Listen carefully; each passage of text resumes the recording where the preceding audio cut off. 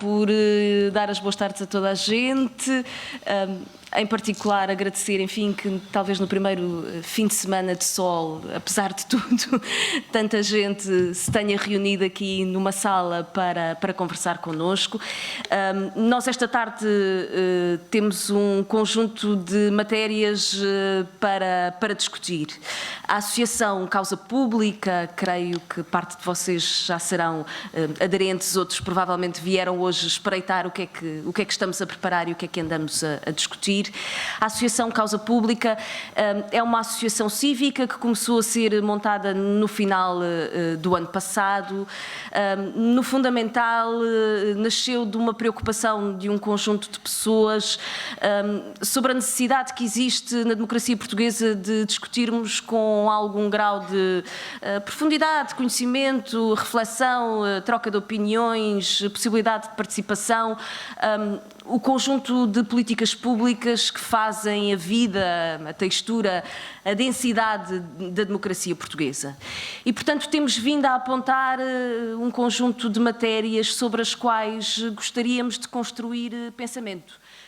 Gostaríamos de juntar pessoas que têm estudado determinadas matérias, determinadas políticas, sistematizar esse conhecimento que até já existe na sociedade portuguesa, fazer um debate crítico sobre as suas dificuldades e as suas possibilidades e ir também delineando um conjunto de posições.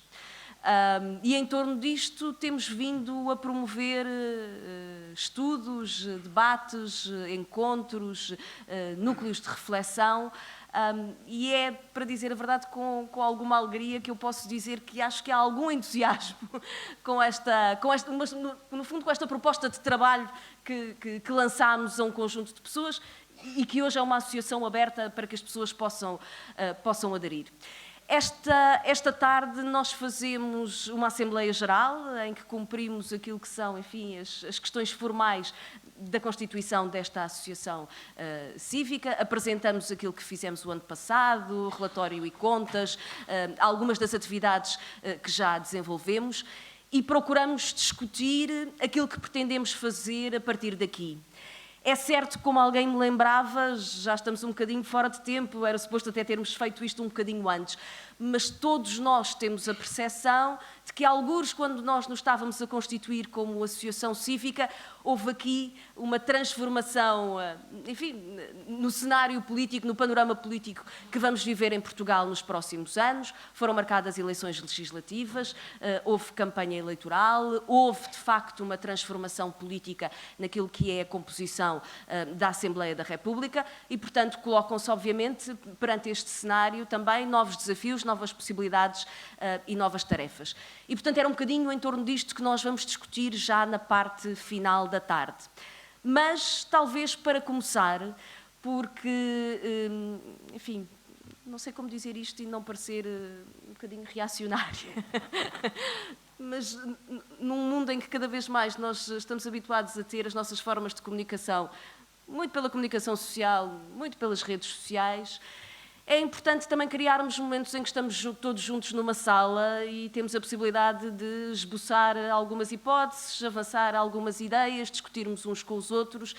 E achámos importante que esta tarde começássemos por uma discussão entre nós em torno do novo cenário político que temos pela frente. Convidámos para isso, para dar, digamos que o pontapé de saída, 3 distintos membros da Associação Causa Pública, o Ricardo, a Teresa e o Daniel, e, portanto, se calhar o que nós fazíamos hoje era, eu dava a palavra aos 3 intervenientes, pedia uma espécie de intervenção inicial, quase como provocação, sobre o que esperar do governo da direita em 10, 15 minutos, e depois aproveitávamos para ter aqui um debate entre nós. As pessoas são conhecidas, mas se calhar eu vou voltar a repetir brevemente os seus currículos. O Ricardo Paes Mamed é economista, é professor no ISCTE, está neste momento à frente do ISCTE Sintra, tem uma ampla experiência daquilo que é o acompanhamento das políticas públicas, escreve regularmente e fala regularmente em diferentes fóruns e, portanto, vai-nos aqui ajudar a fazer alguma futurologia sobre o governo... Não, estou a brincar, sobre o governo da direita. A Teresa Violante é professora de Direito, é investigadora em Direito Constitucional e Direito Europeu e tem também vindo a fazer intervenção pública e cívica e política sobre as matérias da democracia portuguesa. E o Daniel Oliveira é jornalista, é colunista, é comentador, ajuda-nos também a fazer a reflexão sobre a vida política portuguesa. E sem mais delongas, eu passava então a palavra ao Ricardo para os seus 10, 15 minutos. Ok, obrigado. Boa tarde a todos e a todas. Eu vou deixar a futurologia para o Daniel. Estou habituado a enganar-me, portanto. Os economistas nunca acertam, portanto não é grave. Bom, eu não preciso de dizer que, de facto, fazer futurologia sobre o que é que podemos esperar deste governo de direita, neste momento é muito difícil, mas eu vou tentar introduzir algumas linhas de leitura para nos ajudar, pelo menos que me ajudam a pensar um bocadinho sobre isto. E quero começar mesmo por uma coisa muito básica, que é aquilo que habitualmente são os objetivos de quem está no governo, o que é que quer fazer da governação. E diria que há 3 objetivos que são comuns a este governo ou a qualquer outro. O primeiro, que de alguma forma tem muito a ver com o espaço de intervenção da causa pública, são as questões ideológicas, se quisermos, é aquilo que os governos inscrevem nos seus programas, que decorrem fundamentalmente das convicções sobre como é que um país deve ser organizado. Há uma segunda dimensão que tem a ver com os interesses que quem está no governo representa diretamente ou que, de alguma forma, constituem a base do seu poder, quer dizer, os grupos que apoiaram e que estão na base da força que os diferentes partidos têm. E, em terceiro lugar, algo que faz parte da ação política, quer se esteja no governo ou na oposição, mas quem está no governo tem mais instrumentos para o gerir, que é a tentativa de manter e alargar a sua base eleitoral de apoio. E aquilo que eu espero deste governo, como esperaria de qualquer outro, é que oriente a sua governação por estes 3 objetivos. Como vamos ver, a importância que se dá a cada um dos objetivos depende sempre muito das circunstâncias, dos contextos em que os governos exercem a sua atividade, e nós estamos num governo que tem um contexto muito peculiar e que afeta muito estas opções. Deixem-me falar um bocadinho sobre a questão do primeiro aspecto, o primeiro tipo de objetivos, que é a questão das ideias, das convicções ideológicas, se quisermos, que estão na base deste governo. Nós encontramos-las em várias áreas. Eu não vou ter tempo agora para correr todas as áreas da governação, vou dar aqui 3 ou 4 exemplos, sendo que me parece que esta é uma área importante da intervenção da causa pública, é procurarmos perceber verdadeiramente o que é que está por detrás das opções de governação nas diferentes áreas e sermos capazes de ter um debate sistemático sobre isto. Começando pela minha área, que é a área da economia, eu creio que é óbvio para toda a gente que há por parte dos dirigentes da AD, e isso está muito refletido no que foi o programa eleitoral e no que é agora o programa de governo, há uma convicção de que Portugal tem um problema de competitividade e que esse problema de competitividade tem de ser resolvido, competitividade económica, e esse problema de competitividade económica tem de ser resolvido fundamentalmente através de um conjunto de medidas que não são novas, mas que ressurgem neste contexto. A flexibilização das relações laborais, isto está refletido no programa do Governo de várias formas. A mais óbvia é a ideia de rever a agenda do trabalho digno, que foi aprovada pelo Governo anterior, mas também por baixar os impostos. E a ideia de que a redução dos impostos, principalmente os impostos sobre os lucros, o IRC é um elemento fundamental para promover esta competitividade. Na área da saúde, nós encontramos elementos ideológicos também muito claros. Nomeadamente, há uma convicção, e que parece ser mesmo uma convicção genuína, por parte de vários responsáveis da AD, de que os problemas que têm afligido o acesso à saúde por parte de grande parte dos portugueses se resolvem fundamentalmente através de um recurso acrescido ao setor privado e ao setor social. E, portanto, tratar o setor privado e o setor social como se fossem extensões naturais, complementos naturais, e não instituições com uma dimensão supletiva do Serviço Nacional de Saúde. Isso significa uma trajetória que é assumida de forma mais ou menos explícita por diferentes atores para transformarmos um sistema em que o Estado é essencialmente responsável pela provisão para uma situação em que o Estado é essencialmente responsável pelo financiamento e pela regulação do setor da saúde. E, portanto, passar a dar dinheiro aos privados e ao setor social para exercerem parte da ação do Estado. Na área da política social, da intervenção social, vê-se um discurso muito claro, muito semelhante ao da saúde, mas aqui com outros atores, que é a ideia de contar cada vez mais com as IPSS para assumirem funções que a Segurança Social e diferentes organismos públicos tendem a assumir na condução de diferentes tipos de apoio social, são muito diversos, mas há um discurso, eu aqui quero dizer, isto não é uma coisa que seja exclusiva da AD, estou-me a lembrar de um texto do Paulo Pedroso há pouco tempo num relatório que nós produzimos no ISCTE, a chamar a atenção precisamente para uma certa trajetória de externalização da política de ação social para as IPSS, mas no programa da AD isto é muito explícito e o propósito vai bastante para lá daquilo que tem vindo a ser seguido.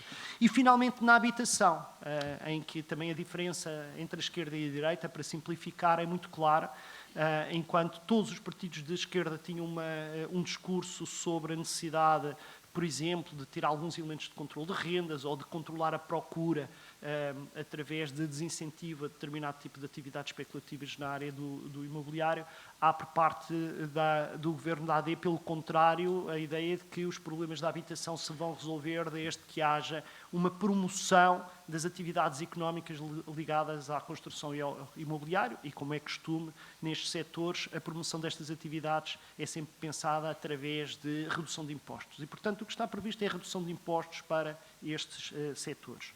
Bom, isto no que respeita a ideias. Claro que muitas das propostas que estão associadas a este tipo de ideias, elas não resultam apenas de ideias, resultam também de interesses. Mas, e eu agora vou falar um bocadinho sobre os interesses, mas eu gostaria de dizer que, em relação aos 4 exemplos que dei, e também em relação a muitos outros exemplos do programa do Governo, eu estou mesmo convencido que há elementos ideológicos fortes para além dos interesses. Mas os interesses não são menores. E sobre isto, eu acho que estas coisas, para alguém que é académico, são sempre um bocado delicadas, porque não temos forma de as provar empiricamente. Mas parece-me, eu tenho uma convicção clara de algo que, posto em termos simples, se pode pôr assim. Boa parte dos interesses económicos em Portugal já há algum tempo que se tinham cansado da governação do Partido Socialista. Cansaram-se dos aumentos generosos e sistemáticos do salário mínimo nacional, cansaram-se de algum travão que houve à desregulamentação das relações laborais. Aqui o tópico é um bocadinho mais polémico, mas para todos os efeitos, toda esta agenda do trabalho digno, sendo moderada, não ia no sentido que era reivindicado, que era de mais desregulamentação. Nos impostos, portanto, esta ideia que mantêm-se os impostos muito elevados, sobre os rendimentos mais elevados, sobre os lucros e outros. No setor da saúde, não travando em alguma medida uma ainda maior externalização e privatização, ou no imobiliário, onde, apesar de tímidas, iam sendo tomadas algumas medidas que limitavam o imobiliário. E, portanto, parece-me que nós não conseguimos perceber aquilo que foi a chegada da AD ao poder, apesar de haver muitos outros fatores relevantes que eu não esqueço e não quero esquecer, mas eu agora estou a falar daquilo que é os interesses que guiam qualquer governo, seja ele qual for. Parece-me claro que se há interesses que influenciam a chegada da AD ao governo, tem a ver com estes interesses económicos nestas várias áreas, e que se refletiram de diversíssimas formas, seja em financiamento direto da campanha, seja no controle dos mídias, seja através de posições públicas das associações empresariais. A mudança de liderança da CIP, por exemplo, foi um marco muito claro de mudança de postura dessa associação patronal, de um ataque, uma relação com o governo muito mais agressiva do que exigia antes. Estes interesses, ao apoiarem o governo e a sua chegada ao poder, também esperam alguma coisa em troca e, portanto, o governo terá necessariamente de lhes responder, de lhes dar algo, sob pena de perder estas bases importantes de apoio que teve para chegar ao governo. Haveria aqui outros grupos relevantes que poderíamos discutir, por exemplo, para falar sobre o papel de alguns setores da Igreja e o papel das IPSS, mas eu agora não vou estar a desenvolver este tópico. Finalmente, para além das duas questões que eu já referi, que é a questão da agenda ideológica e a questão dos interesses, o Governo, este como qualquer outro, tem de ter a preocupação de consolidar e de alargar a sua base eleitoral de apoio. E, normalmente, os partidos, os governos, fazem-no de forma seletiva, olham para os grupos que são mais relevantes do ponto de vista eleitoral, tentam perceber quais são aqueles grupos onde podem vir, eventualmente, a ganhar mais espaço de apoio e moldam as suas políticas em função desses grupos. Há um conjunto de apostas que estão presentes no programa eleitoral da AD e que agora no programa de governo, que são muito claros. Os jovens, onde a AD conseguiu ter uma penetração muito grande e onde vai ter medidas para apelar à juventude, o mais óbvio é o IRS jovem. Os reformados, a AD está já há algum tempo, Montenegro tornou isso muito claro, uma tentativa de se reconciliar com os reformados e o peso eleitoral deste segmento é demasiado importante para que a AD desista de os conquistar. Depois há algo que não tem a ver com os grandes grupos económicos, tem a ver com os pequenos proprietários, os pequenos senhorios, proprietários de Airbnbs e, de uma forma geral, aqueles que vivem das rendas ou do negócio imobiliário, que têm uma expressão grande do ponto de vista eleitoral em Portugal. São muitas pessoas e é um espaço onde a AD tem claramente uma base de apoio grande. E depois os grupos profissionais que a AD procurou conquistar em termos eleitorais, nomeadamente os professores, os polícias, onde a questão não está tanto em saber se a AD já tem esse apoio, mas procurar garantir que estes grupos profissionais, que são muito numerosos, não caem para outros lados do espectro político. Nestas áreas, aquilo que podemos esperar não são medidas de governação que visam eficiência ou equidade ou justiça. O que vamos observar aqui é medidas que conquistem eleitorado. Há vários exemplos para isso. Como não tenho muito tempo, vou dar um exemplo, que é o exemplo dos jovens. O IRS jovem não beneficia a esmagadoríssima maioria de jovens. Não tem como beneficiar. Eu disse o IRS jovem, mas há também todas aquelas medidas para apoiar a compra de casa através a compra de casa por jovens, com isenção de impostos nesse processo. Certo? E o que vemos é que, em relação às medidas que estão no programa da AD, não beneficiam a generalidade da juventude. Eles beneficiam um pequeníssimo segmento dos jovens, que são aqueles que têm salários suficientemente elevados para pagarem IRS acima dos 15%, que são muito poucos, e aqueles que têm dinheiro para comprar casa própria, que são muito poucos. E, portanto, a esmagadora maioria dos jovens fica de fora deste tipo de política. Mas a política está lá como bandeira. E a AD consegue dizer, veja, nós, ao contrário do governo anterior, temos políticas para a juventude. Portanto, a AD vai apostar, aquilo que podemos esperar no imediato é uma aposta neste tipo de medidas de cariz eleitoralista que exige, na parte de uma associação como a Causa Pública, uma enorme atenção para fazer uma análise cuidada das políticas públicas que estão em causa. A Ana já me prometeu que eu só tinha mais 2 minutos, isto já foi há 30 segundos atrás, portanto eu vou ter de condensar o que ia dizer a seguir, concluindo dizendo o seguinte. Como eu dizia no início, as condições específicas da governação dependem qual vai ser o papel da ideologia, dos interesses ou da sobrevivência eleitoral na condução deste governo da AD. E nós sabemos que este governo é caracterizado por uma enorme fragilidade e por uma enorme incerteza. A fragilidade que decorre da escassa maioria relativa que tem na Assembleia e, de facto, dependerem do PS ou do Chega, do voto favorável do PS ou do Chega para aprovarem qualquer coisa de relevante na Assembleia da República. E a incerteza decorre de vários assuntos, a geopolítica mundial, não sabemos ainda como é que a União Europeia vai encarar as novas regras orçamentais e o Governo não se pode dar ao luxo de ter hostilidade da Comissão Europeia quando aprovar o orçamento, isto constitui um constrangimento. A evolução da economia, os sinais não são maus, mas não são suficientes para resolver os vários dilemas que o Governo tem de enfrentar quando promete tudo a todos, baixar impostos, aumentar a despesa e mesmo assim fazer descer a dívida. Mas como se isso não bastasse, há aqui uma questão de grande incerteza política, que tem a ver com o facto de não ser óbvio como é que tanto o Chega como o PS se irão comportar no futuro. Isto vai depender muito de como o ano correr. O futuro é já outubro. E os próximos meses vão determinar o que é que acontece nas eleições europeias. É muito diferente se ganhar o PSD e o Chega tiver um mau resultado, ou se o Chega tiver um muito bom resultado, ou se o PS tiver um muito bom resultado. Isto cria enormes incertezas para a posição destes vários partidos. E termino mesmo com isto, há uma incerteza política que é determinada pelo próprio Governo. Nós percebemos o que é que foi a forma desajeitada do PSD a lidar com a eleição para o Presidente da Assembleia da República, com o discurso desajeitado de tomada de posse de Luís Montenegro e se achássemos que ficasse por aí, o que se passou ontem com a história do IRS é uma coisa absolutamente escandalosa no que respeita a amadorismo.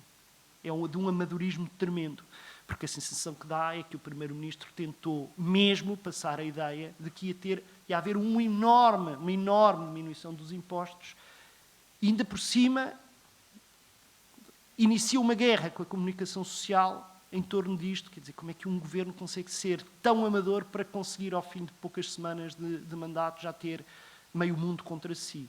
E isto cria níveis de instabilidade política acrescidos.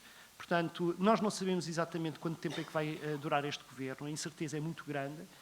Sabemos que estão criadas condições para que, por parte de quem se considera progressista e de quem está preocupado com a qualidade das políticas, mas também com o sentido de justiça das políticas públicas, que olhe para elas com muita atenção e, portanto, seja no imediato, seja a mais longo prazo, caso o Governo, por um ato de sorte, consiga ir sobrevivendo, e não é impossível, vai exigir muito escrutínio por parte de entidades como a Causa Pública e, portanto, cá estaremos.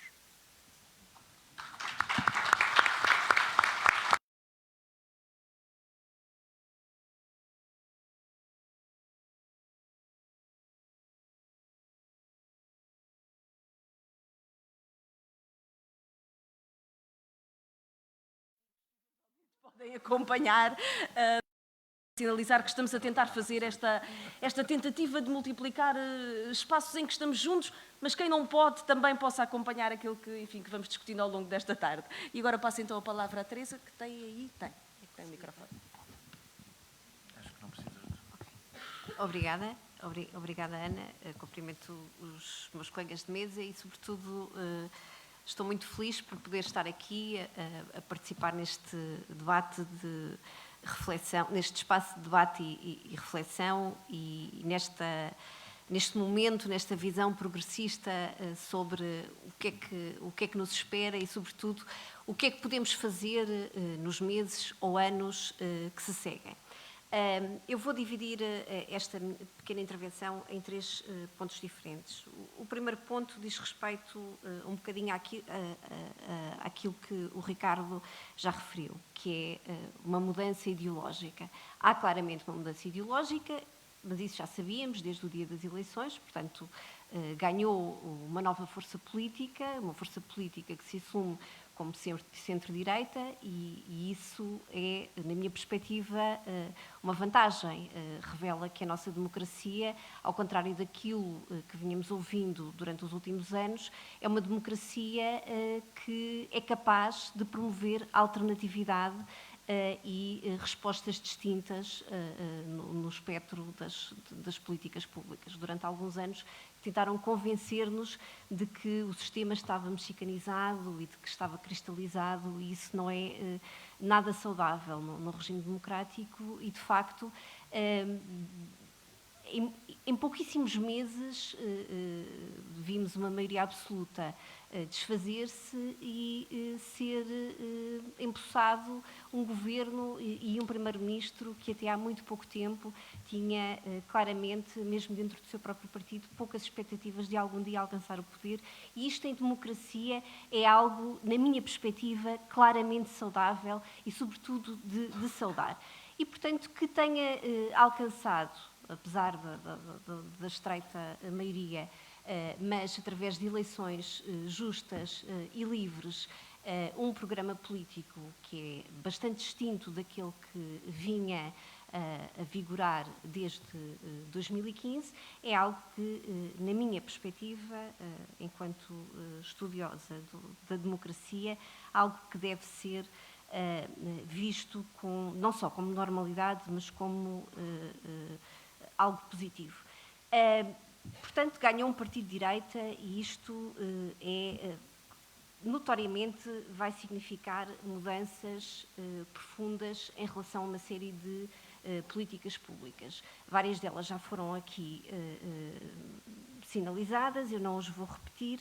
Agora, esta viragem à direita, que à partida é normal em democracia, surge num contexto nacional e internacional que pode trazer dados novos e, eventualmente, alguns perigos. E estes, sim, merecem alguma reflexão, designadamente da nossa parte. Ora bem, em primeiro lugar, do ponto de vista interno, aquilo a que nós tínhamos vindo a assistir era a um endurecimento da direita portuguesa. Portanto, por parte do PSD, por parte da nova liderança do PSD, por parte de dirigentes com algum peso político dentro do PSD, mas também por parte do CDS. Nós temos que nos recordar que quem ganhou estas eleições não foi só o PSD, foi a Aliança Democrática, portanto, uma coligação entre o PSD e o CDS. E, distintamente relativamente àquilo que sucedeu em 2011, foi uma coligação pré-eleitoral. E, portanto, houve esta vontade de se apresentarem conjuntamente a eleições.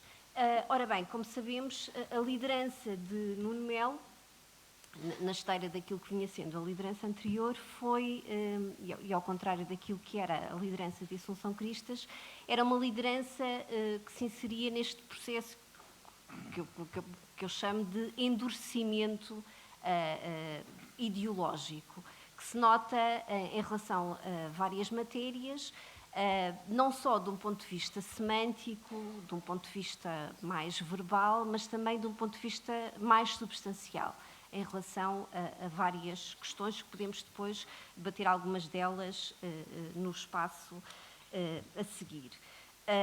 E, portanto, o Pacheco Pereira tem hoje uma coluna interessante no Público, em que fala em que se queixa mais uma vez, como se queixa muitas vezes, do afastamento do PSD em relação à matriz genética daquilo que era a matriz de Sá Carneiro. Ora bem, este é um afastamento que não é novo, tem sido um afastamento progressivo, mas tem sido um afastamento muito acentuado desde 2011, desde o programa da Troika, notou-se muito durante o programa da Troika, notou-se com o novo programa político adotado sob a liderança, programa interno do PSD, o manifesto do PPD-PSD, adotado por Pedro Passos Coelho, e a partir daí.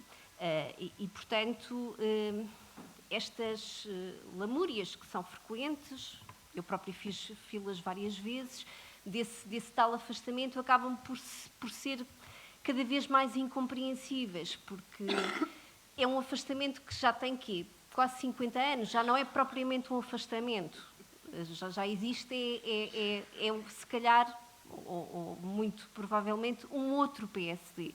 Portanto, a social-democracia originária já não faz parte da matriz do PSD, e este processo de consciencialização, que é um processo longo, difícil para quem faz parte das estruturas internas e se situa mais ao centro do partido, acaba por chegar a um ponto em que tem que ser assumido. Portanto, do ponto de vista interno, este endurecimento era muito visível antes destas eleições e mesmo antes da campanha, daqueles episódios que todos nós conhecemos. E manifesta-se designadamente nesta coligação com um partido como o CDS. Manifesta-se também do ponto de vista internacional. Nós vemos qual é que tem sido o caminho que a direita tem seguido internacionalmente. Os Estados Unidos são provavelmente o fenómeno mais extremo desta radicalização da direita, mas nós não precisamos de recorrer a este quase argumento ad terrorem. Na Europa, em que à direita do PPE temos outros dois grupos que são os que normalmente se categorizam como os grupos da extrema-direita ou da direita radical, mas o próprio PPE, sobretudo durante este último mandato, teve vários posicionamentos em que ocupa, de alguma forma, ideologicamente, algum do espaço dessa direita radical e dessa extrema-direita, e com tomadas de posição por parte de alguns deputados, ou antigos deputados portugueses, em relação a determinadas matérias, não apenas matérias tradicionalmente entendidas como matérias identitárias, mas também outro tipo de matérias designadamente relacionadas com alterações climáticas. Portanto, a questão da alternância ideológica, que é uma questão normal e salutar em democracia, ganha então, como eu estava a referir, novos contornos neste contexto, em que a própria direita, do ponto de vista nacional e do ponto de vista internacional, está a sofrer este processo de mutação. Ou seja, em que são cada vez menos nítidas as fronteiras entre o centro-direita, e foi o centro-direita a par do centro de esquerda, das forças políticas essenciais no processo de construção europeia. Como eu estava a referir, as fronteiras entre o centro-direita e as forças políticas mais à direita do centro-direita, estas fronteiras são cada vez mais ténues. E os perigos, não apenas do ponto de vista ideológico, não apenas para quem subscreve uma perspectiva progressista da política, mas também para quem é adepto do regime democrático, os perigos são reais, porque a radicalização da política, e nós podemos eventualmente discutir, mas os populismos de esquerda também são perigosos, sim, eventualmente, não vamos entrar nessas discussões conceituais, porque empiricamente quem está neste momento em condições de alcançar o poder ou no poder, em vários Estados, designadamente em Estados da União Europeia, são as direitas radicais e não os populismos de esquerda. E, de facto, há perigos, representam perigos para os regimes democráticos, perigos reais. Portanto, este era o primeiro ponto que eu queria assinalar. O segundo ponto que eu queria assinalar relaciona-se com alguns epifenómenos, como o livro da semana passada, a questão do eventual retrocesso na lei da IVG, a questão da regulamentação ou não regulamentação da lei da eutanásia. Tudo isso são epifenómenos que, na minha opinião, dizem respeito a uma questão mais geral. Nós tivemos, a partir do final de 2015, de alguma forma, algumas conquistas, em algumas matérias foram significativas, noutras foram mais modestas e mais tímidas, mas algumas conquistas no espaço progressista em matérias de direitos humanos. Comunidades que estavam condenadas a alguma invisibilidade puderam ganhar tutela no espaço público. Em matéria de direitos sociais, a pobreza, de uma forma sustentada, tirando 2 anos relacionados com a pandemia e com a crise da inflação, teve um decrescimento, um decréscimo sustentado. Portanto, houve a questão do suicídio medicamente assistido, para quem partilha da ideia de que existe, de facto, um direito a escolher a maneira como se morre, sobretudo em circunstâncias extremas de dor e de sofrimento. Portanto, uma série de matérias em que houve algumas conquistas, e conquistas que não são fáceis num país que tem alguns ainda preconceitos e algum conservadorismo em alguma matéria, e em que, de alguma forma, a Igreja Católica ainda conseguia influenciar muito este tipo de questões. Mas tivemos, como eu referia, algumas conquistas muito significativas. Era bastante expectável que a este período se sucedesse aquilo que em inglês se refere, se chama de backlash, porque é o normal. A literatura, a narrativa liberal em matéria de direitos humanos gosta de escrever os direitos humanos da seguinte forma. Portanto, nós fizemos as revoluções liberais e foi tudo muito pacífico, consagrámos os direitos civis e políticos, avançámos os anos, os direitos dos trabalhadores, tivemos a Segunda Guerra Mundial, alguns direitos a prestações.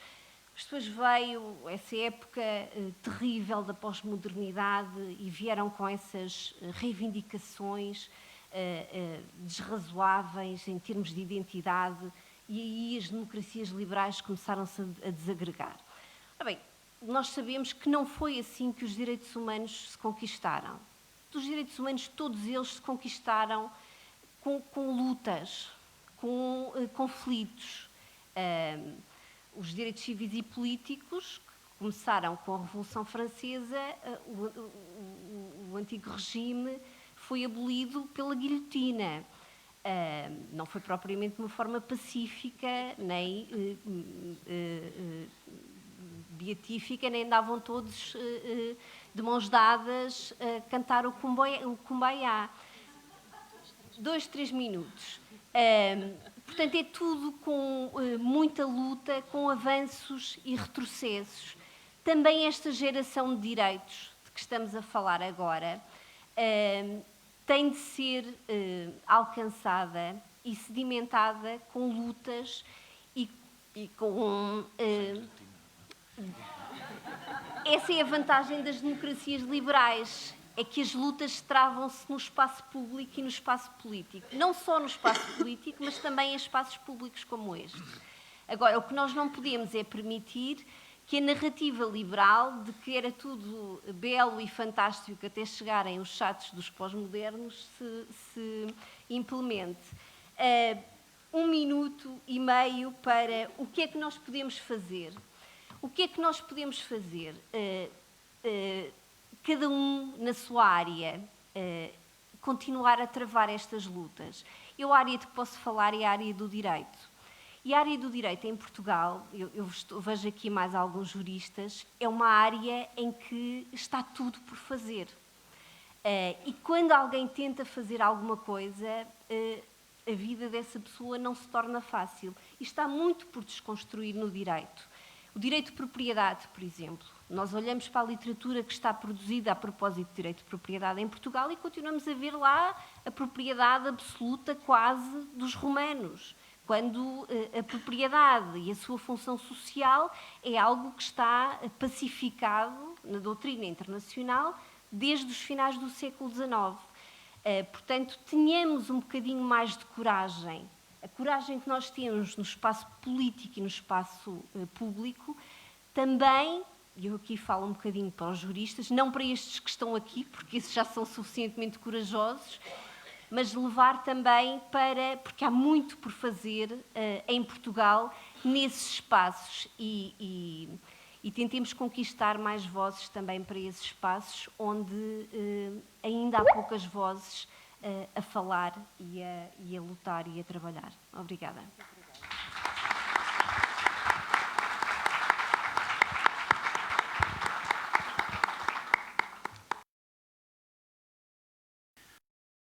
Bem, eu, como sabia que as intervenções antes de mim iam ser mais substantivas, vou-me dedicar um bocadinho à baixa política, que tende a determinar, coisa que muitas vezes ignoramos, a alta política. Eu tenho ouvido muitas críticas à tática e gostava de saber quando é que houve estratégia política sem haver tática política. É bom não deixarmos a tática para os outros. O Rui Tavares, durante a campanha, não sei se foi ele que inaugurou ou não, mas falou dos 3 blocos. Eu já disse que considero o termo analiticamente útil, politicamente perigoso, mas já lá vou. Mas que seria o bloco da extrema-direita, o bloco da direita democrática e o bloco do conjunto da esquerda. Isto seria verdade se existisse um cordão sanitário. E essa ilusão de que há um cordão sanitário foi alimentado pela esquerda, algumas vezes por razões oportunistas, e está agora a virar-se contra ela. A AD está disponível, e deixou claro, para falar com todos os partidos. Disse-o já várias vezes. Aliás, é uma coisa um pouco estranha, que é o Luís Montenegro vai-nos dizendo coisas e nós vamos fazendo assim, a fingir que não estamos a ouvir. Está disponível para falar, incluindo sobre questões que têm a ver com o Estado de Direito Democrático, como o combate à corrupção. Portanto, o não ou não é uma questão formal de um acordo ou não, não é só, já lá vou, passou a ser uma questão tática, mas é uma questão formal para não haver um acordo de governo que implica entrada, uma influência mais direta, e não tanto por razões ideológicas, mas pela imprevisibilidade que o Chega tem, que torna, aí até é sincero, parece-me a mim, por parte da AD, um aliado demasiado arriscado. Agora, a tática, esta tática tem a ver, sobretudo, a tática do não é não, com a reação de algum eleitorado da AD ao Chega, que tenderá a desaparecer. O processo de normalização da extrema-direita é inevitável. Aliás, aconteceu em toda a Europa. E, portanto, o eleitorado de centro-direita tenderá a olhar para o Chega à medida que o tempo for passando de uma forma... Não é o eleitorado de extrema-direita, somos nós todos. Eu já contei, eu tenho um vizinho, agora vivo grande parte do tempo fora de Lisboa, que votou no Chega, disse-me que tinha votado no Chega, com quem me dou bastante bem. Eu há 3 meses teria reagido de uma maneira, agora reagi. Então porquê é que votaste no Chega? Foi assim que eu reagi, não fiquei propriamente chocado, nem indignado, portanto, nós próprios vamos normalizar o Chega. Do ponto de vista programático, não há 3 blocos. Há 2.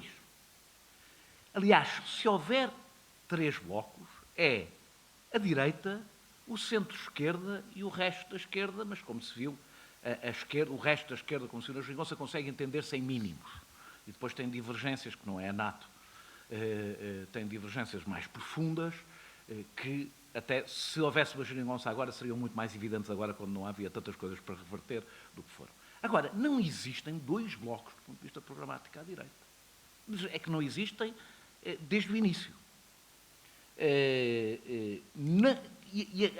A composição do governo, quando olhamos, quem teve com atenção a ver os secretários de Estado, os ministros, etc., o discurso de Luís Montenegro e o programa não são pensados ao centro. Não são pensados para qualquer tipo de entendimento com o Partido Socialista. E isto, portanto, não há qualquer vontade, e há boas razões para não haver qualquer vontade por parte do PSD, para conversas ao centro. E isto é agravado por um Presidente da República de direita, uma pressão à direita do PSD que o PSD nunca conheceu no poder, portanto, com um Parlamento que nunca foi tão à direita na nossa história democrática, e um espaço mediático que nunca foi tão desequilibrado como é hoje. A única coisa que nós podemos contar a nosso favor é aquilo que vimos ontem e hoje, que é uma coisa que depois desprezamos. Nós fazemos aqui, eu muitas vezes sofro com isso, ponho-me a fazer raciocínios, tudo racionalmente faz todo o sentido, depois há o fator incompetência, que de repente destrói tudo, que é evidentemente, vai acontecer várias vezes este governo, porque este governo não é só o mais à direita, é um governo inacreditavelmente frágil do ponto de vista de qualidade política e de qualidade técnica, apesar do que dizem na televisão, mas pronto, isso é outro tema. Portanto, nós temos o governo mais à direita da nossa história, eu acho que este governo é mais à direita do que o governo de Passos Coelho, só que as circunstâncias são politicamente diferentes, que tem 29% e, no entanto, tem um espaço de manobra enorme. E mais, herda uma situação financeira e económica, provavelmente a melhor que um governo de direita já herdou. Portanto, basicamente tem a grande herança que o PSD deixa, é vários problemas para resolver, desculpem dizer isto assim, para as pessoas que estão aqui do Partido Socialista, são vários problemas para resolver e dinheiro para os resolver. Muito obrigado. Porque assim é fácil fazer um brilharete e mesmo assim não tenho a certeza que eles consigam. Há uma realidade nos três blocos, que é, existe um partido à direita do PSD que pode, que tem capacidade para se bater pela liderança da oposição e para vir a ser uma alternativa de poder. E ainda por cima tem uma latitude tática que o Partido Socialista não tem. Pode criar uma crise política a qualquer momento e os outros sabem que ele pode criar uma crise política sem grande preço a pagar a qualquer momento. Portanto, e isto é, eu tenho ouvido dizer que o PSD está numa situação muito difícil. Não, o PSD está numa situação excelente. Porque tem todas as condições para manter o Partido Socialista amarrado, neutralizado e sem, no entanto, ter que negociar com ele. E para isso só precisa de uma coisa. O eleitorado de esquerda que passou os últimos 4 anos a falar de cordões sanitários. Ou seja, a situação da esquerda neste momento é o eleitorado mais sensível à pressão do medo da extrema-direita é o eleitorado de esquerda, não é o eleitorado do PSD.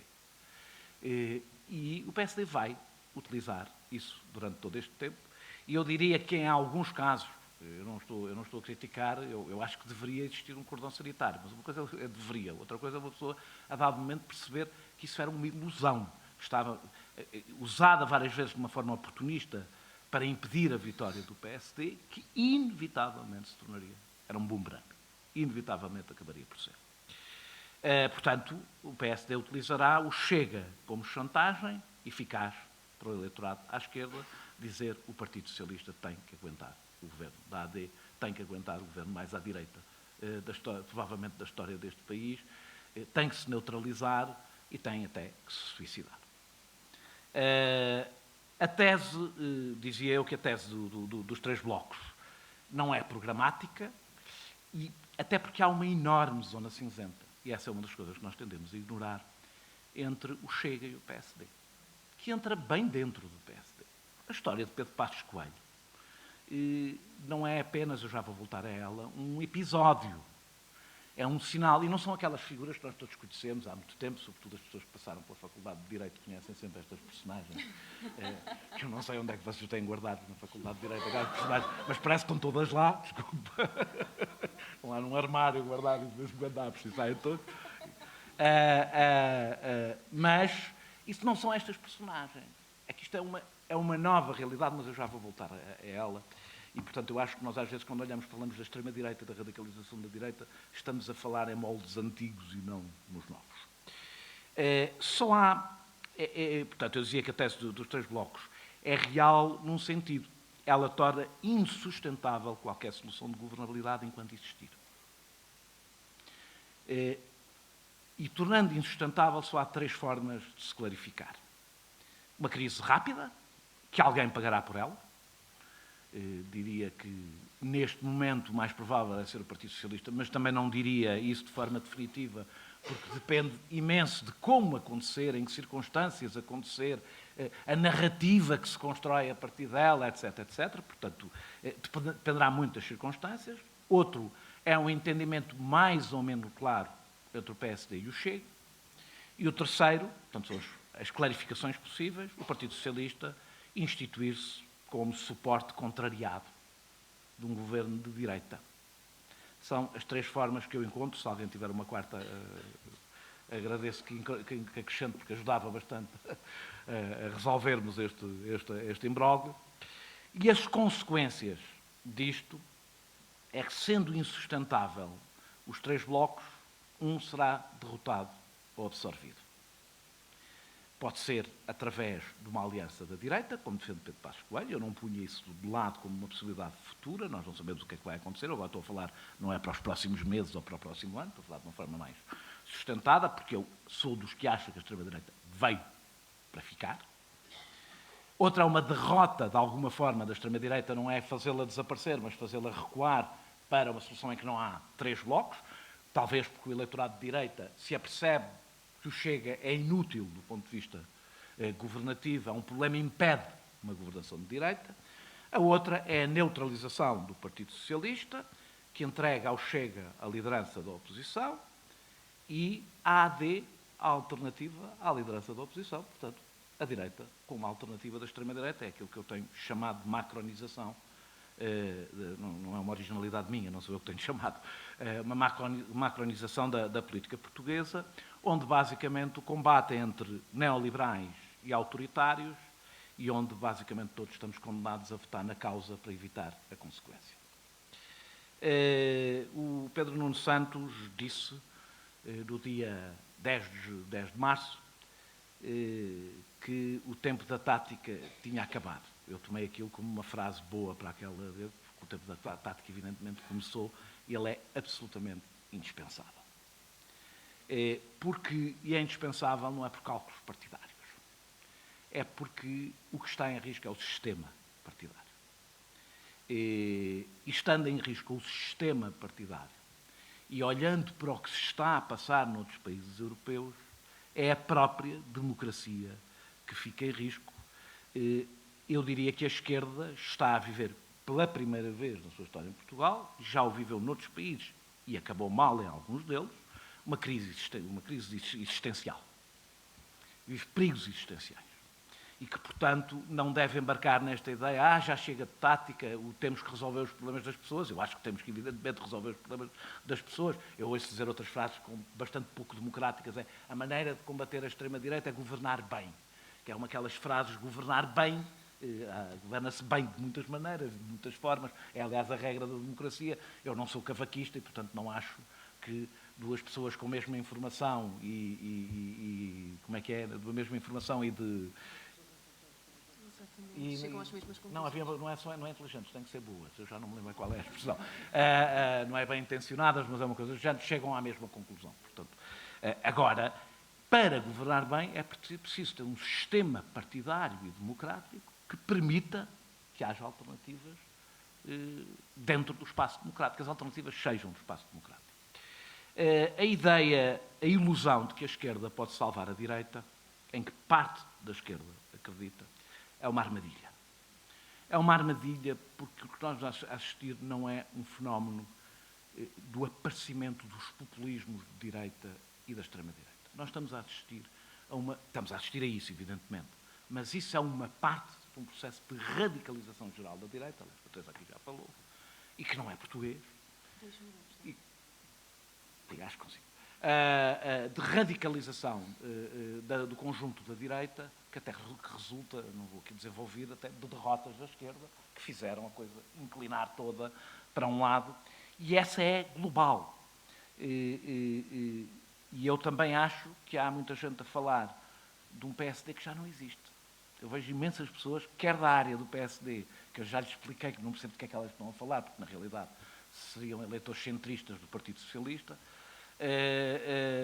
quer pessoas do Partido Socialista, geralmente são pessoas mais velhas, que estão a falar de um PSD que já não existe.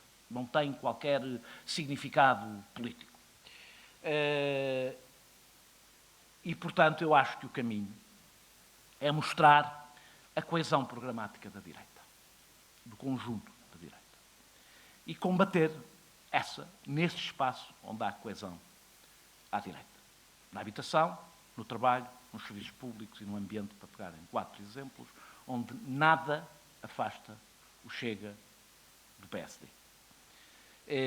Os 3 blocos, como disse, eu acho que são um logro, e são um logro sobretudo nas políticas sociais e económicas, e onde existe uma separação entre o PSD e a extrema-direita, porque existe, é naquilo que nós chamamos de Estado de Direito Democrático, regras do Estado de Direito Democrático.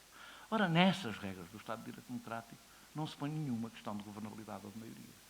O PS, o PSD, não, eu diria mais, todos os partidos à direita, à esquerda do Chega, são perfeitamente capazes de fazer alianças permanentes que impeçam, não está em perigo a castração química.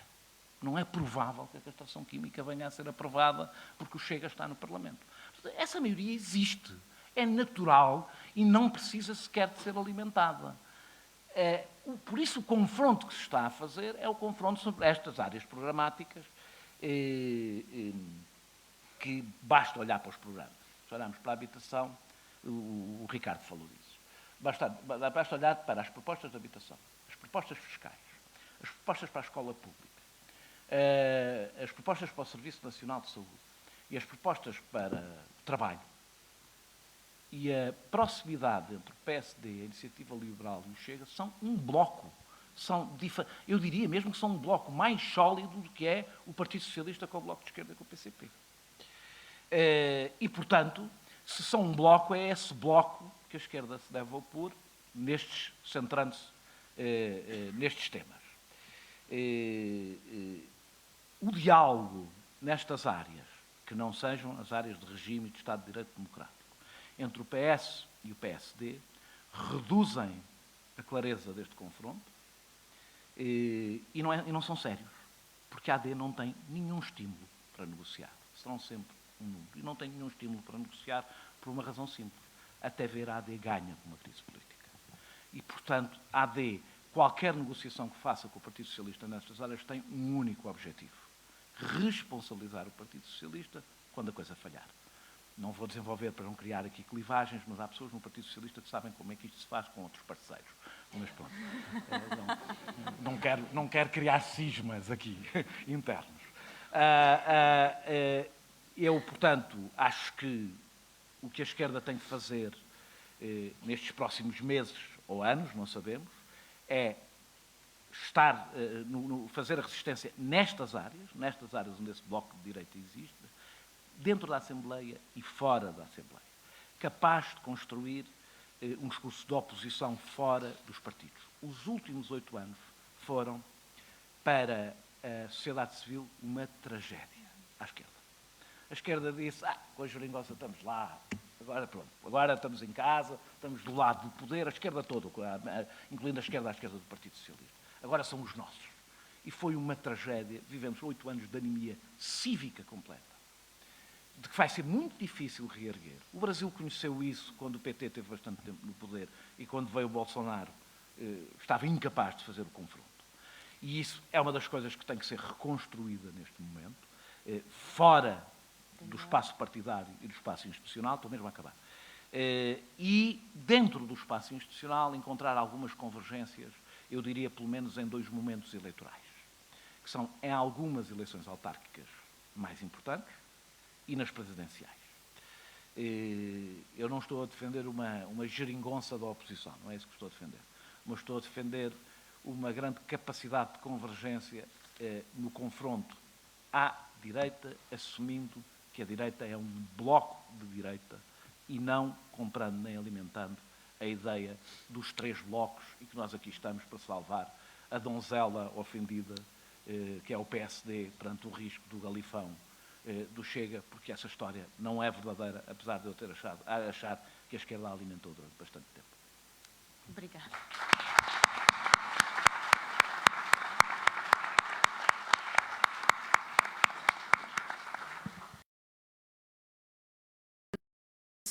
Para abrir o apetite e agora passamos a palavra à audiência, quem quer colocar questões, fazer uma pequena intervenção. Eu só tenho, se calhar, a sensação, não sei se erradamente, de que várias pessoas quererão falar e, portanto, ia pedir que as intervenções fossem moderadas no seu tempo, para ver se fazemos aqui uma pequena conversa, ainda voltamos à mesa e por volta das 4h10, 4h15, avançamos para a nossa Assembleia Geral. E, portanto, quem quer colocar questões, tenho já ali uma pessoa, não sei se temos... há um microfone que está a ir na sua direção. Se outras pessoas, entretanto, me quiserem sinalizar, eu vou tomando nota. Está a chegar o microfone, neste momento.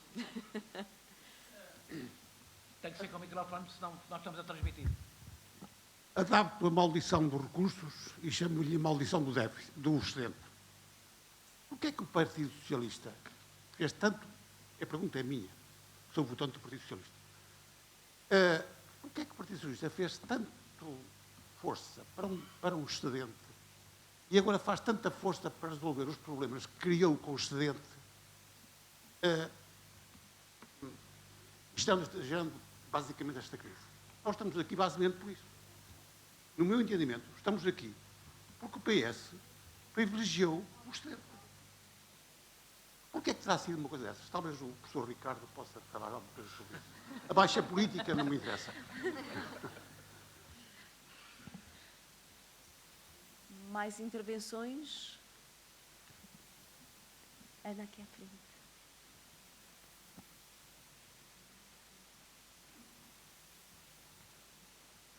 Obrigado. Não é uma intervenção, é uma pergunta para a Teresa. No primeiro ponto, saudou a vivacidade democrática da alteração, mas no segundo, falou de riscos para a democracia. Se olhar o que passou na Grécia, a reação violenta da extrema-direita teve como consequência final a sua ilegalização. Enquanto aqui não temos o Tribunal Constitucional para travar este limiar, quais são os principais riscos que vê e quais são as principais reações fora do espaço constitucional? Obrigado. Eu passava já a palavra. Dois pequenos tópicos. Um é que eu acho que há aqui um outro aspecto que eu vi que alguém já uma vez que tem a ver com o papel que a justiça, por omissão de fazer o que quer que seja e pelas suspeições que levanta, está a ter dentro da política a nível nacional.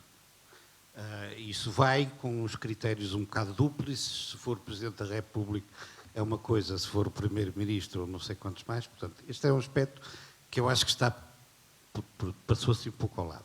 O outro é, como 3 dos 4 que estão aí são do ensino superior, e eu também agora apresentado, que não sei se notaram, mas isto desapareceu do programa, do não sei o quê, portanto, o ensino superior, que é normalmente estratégico em termos de desenvolvimento de um país, mais ou menos foi apagado.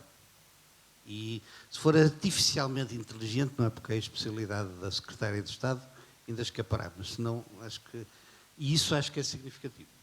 Ali atrás.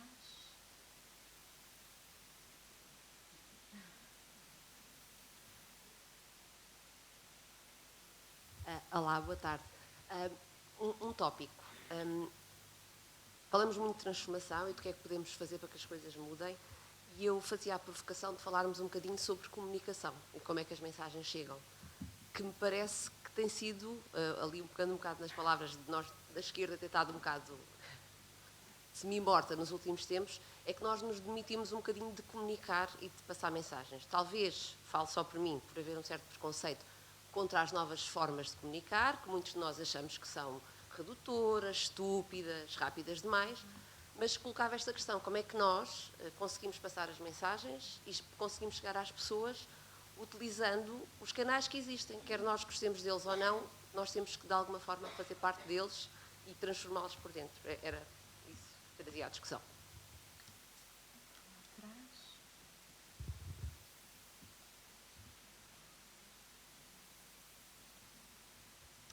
Boa tarde. Eu ia reiterar também e corroborar um pouco esta anterior intervenção. Eu estava a ouvir e consultei também no site da Causa Pública os locais onde houve intervenções e onde houve debates. E uma das coisas que sinto e que vejo é que é desejável que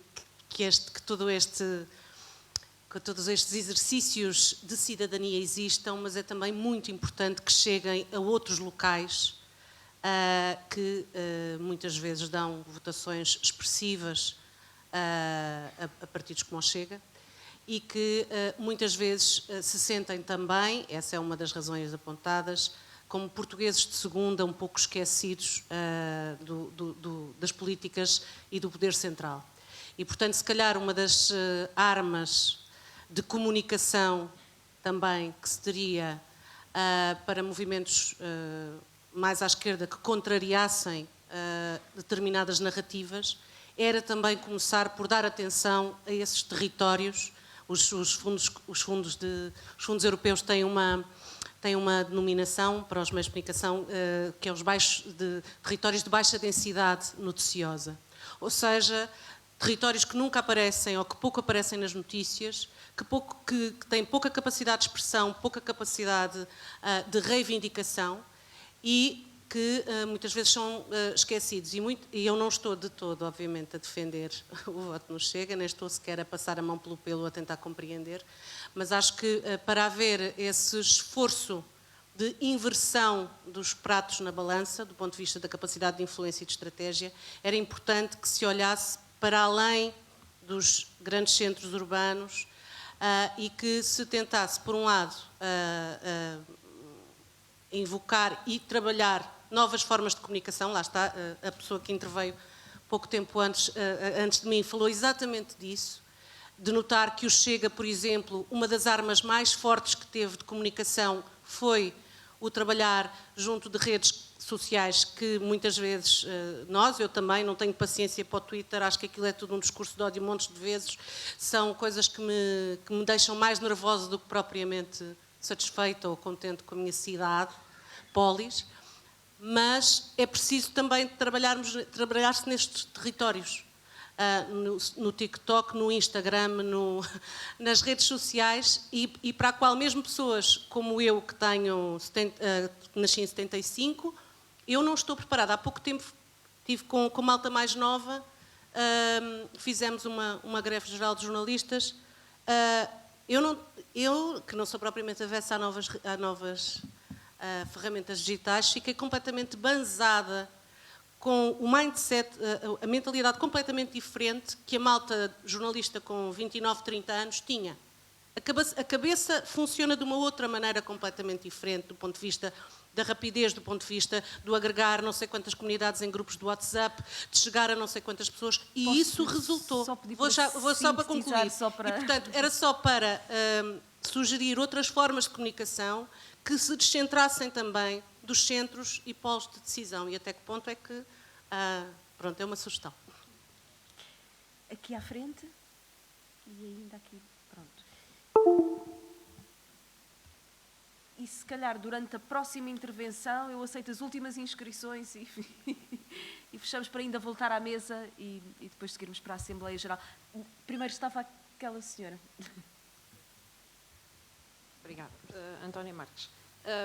Eu tinha apenas aqui 2 observações a fazer e numa perspectiva também de ampliar debate acerca destas temáticas.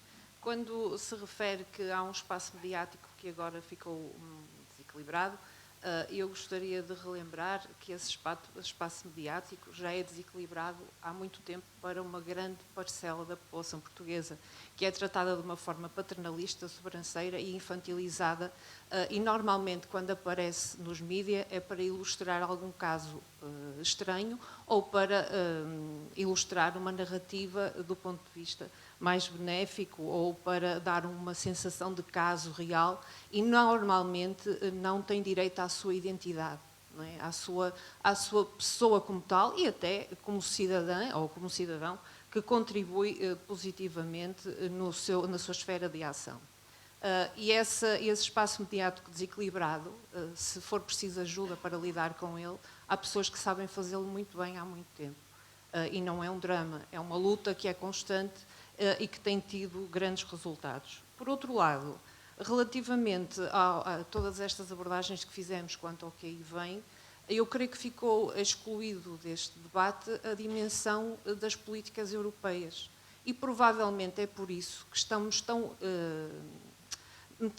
envolvidos nesta confusão em que os partidos estão muito próximos de um lado, muito próximos do outro, em que provavelmente aquilo que nós vamos notando e aquilo que aconteceu ontem com este escândalo do grande feito relativamente aos impostos, não é? O choque que virou retoque e virou não sei o quê, provavelmente aquilo que nós vamos assistindo é que os políticos e os governos são cada vez mais mordomos das políticas europeias do que propriamente grandes decisores. E era importante trazer, até porque estamos às portas de um novo momento de decisão eleitoral para os ciclos europeus, e era importante também centrar a discussão aí e perceber-se qual o grau de influência que as políticas europeias têm na decisão daquilo que é Portugal hoje. E este discurso era muito importante trazê-lo para cima da mesa com urgência. Obrigada. Obrigada. Então aqui à frente. Olá. Pegando um bocadinho no que o Ricardo Paz Mamede aflorou da questão do papel da Igreja e na questão da tática também, eu pergunto-me se não seria um momento também de, como tática política da esquerda, de pôr em cima da mesa também a discussão da concordata, porque é a concordata que permite, nomeadamente, que a própria hierarquia católica faça discriminação de género ao arrepio da Constituição. Por isso há uma incompatibilidade entre o comportamento da hierarquia da Igreja e há uma incompatibilidade entre o cânon da Igreja e a Constituição portuguesa.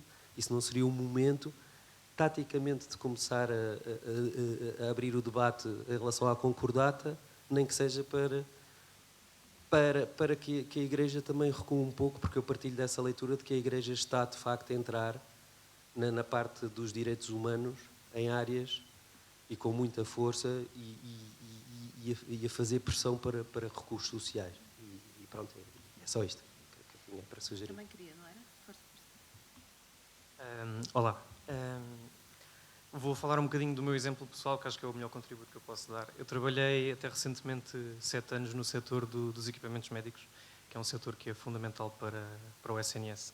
E eu vejo muito na agenda pública falar-se de que, por um lado, os pró-SNS e pró-serviços sociais que defendem que deve haver investimento no SNS, e depois temos os outros que defendem que deve haver um desinvestimento para canalizar esse investimento para os privados. Eu tendo trabalhado nesta área, o que eu assisti, para além de haver uma hegemonia quase absoluta das grandes multinacionais tecnológicas, nomeadamente alemãs, holandesas ou americanas, é também na parte dos serviços. Ou seja, as empresas tecnológicas neste setor, e não só, por exemplo, no setor automóvel, estão a tornar cada vez mais os equipamentos opacos, de modo a que essas empresas possam ter um controle completamente absoluto em todas as intervenções que possam ser feitas no equipamento. Um equipamento que há 20 anos poderia ser intervencionado por uma ATM, que fazia parte da EFASEC, ou por uma SUS, hoje em dia é praticamente impossível haver esta intervenção porque esses equipamentos são completamente opacos e é preciso os hospitais e o Estado, neste caso, ou até os privados, por via até de financiamento indireto, financiamento público, pagarem esses serviços que se calhar têm a mesma qualidade, mas provavelmente são 10 vezes mais caros.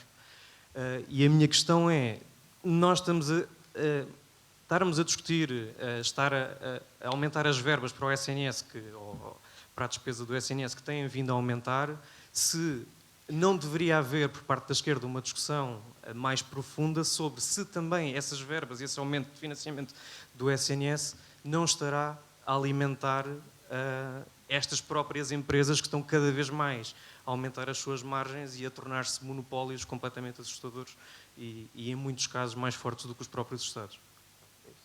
Obrigada. Passamos então lá ao fundo.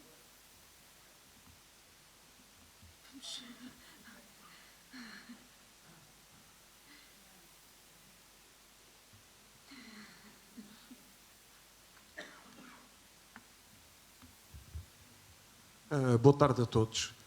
A minha pergunta tem muito a ver com a intervenção do Daniel Oliveira, concordando com o fundamental do que ele aqui defendeu, nomeadamente a questão dos 3 blocos serem, digamos, uma falsidade e na realidade existiria apenas 2. E a minha pergunta é basicamente a seguinte. A consequência lógica da análise que fez e que eu subscrevo não é o Partido Socialista, a partir de agora, acabar de vez com a conversa do cordão sanitário sobre o Chega, por mais que nós desejássemos que ele existisse, mas percebendo que, nomeadamente na sequência das últimas eleições, ele basicamente começa a fazer muito pouco sentido e fazer um bocadinho o oposto, quer dizer, muito bem, o governo da direita, o governo da AD, ou o governo do PSD, como a gente lhe quiser chamar, tem uma base de apoio aqui no Parlamento que pode viabilizar a sua governação, que é um entendimento com os partidos à sua direita. E, portanto, é com esses que tem que se entender e não com o Partido Socialista.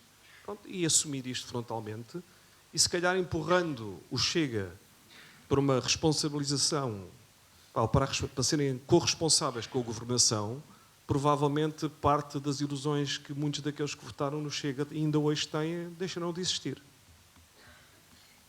Renato, e depois fechamos ali em cima.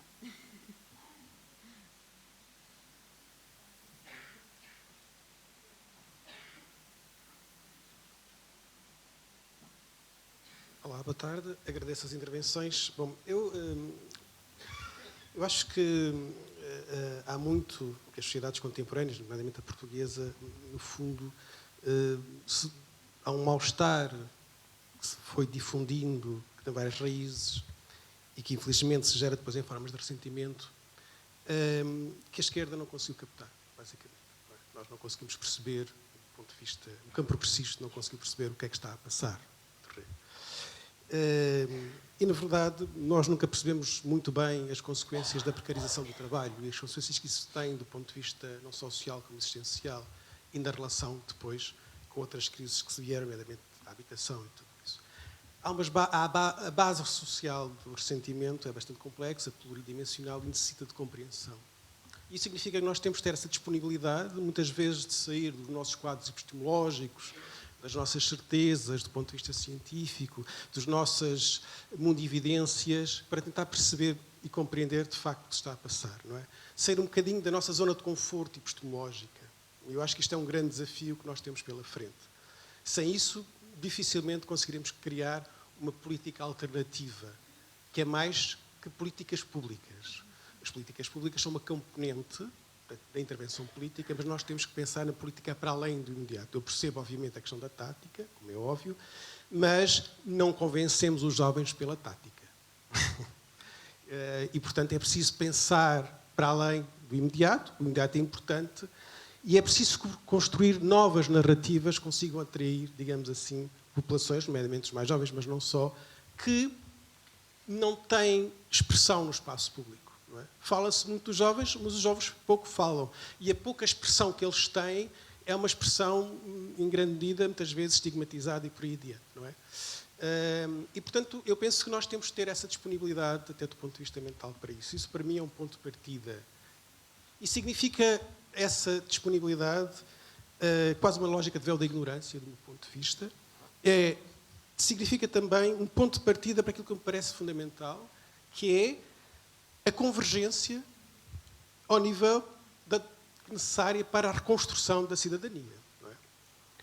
O que não me parece é que, de facto, houve os 8 anos, houve uma erosão, de facto, mas o que eu noto atualmente é que há também uma fragmentação. E é legítimo. Há um conjunto de grupos que vão surgindo com as suas causas, a causa pública, a causa justa, a causa dos comuns e outras causas, que em si fazem sentido, mas o que eu noto é que, de facto, há uma fragmentação do campo progressista neste momento. E, portanto, é preciso pensar como federar, sem, obviamente, pôr em causa as especificidades, mas como federar, como sairmos da nossa zona de conforto e criar ligações com esses outros que são próximos de nós, mas que às vezes parecem muito distantes. Isso, para mim, é incompreensível. Obrigada, Renato. E agora, finalmente, lá em cima. Boa tarde. A minha intervenção vem um pouco no seguimento das anteriores e a do Renato. Quando ele diz perceber o que se está a passar, sobretudo com os que têm pouca representação no espaço público, eu acho que isso é importantíssimo. É importantíssimo para percebermos também quais as razões do ressentimento. Ressentimento esse que, no meu entender, foi uma das razões importantes, relevantes na votação do Chega. E para isso eu acho que a esquerda deveria de conhecer a realidade, ou as realidades, nomeadamente os territórios, certo? E em vez de estes debates eu adoro, portanto, dos oradores conheço-os, aprecio-os, etc., mas acho que há uma falta de chegar ao local, aos territórios, às gentes.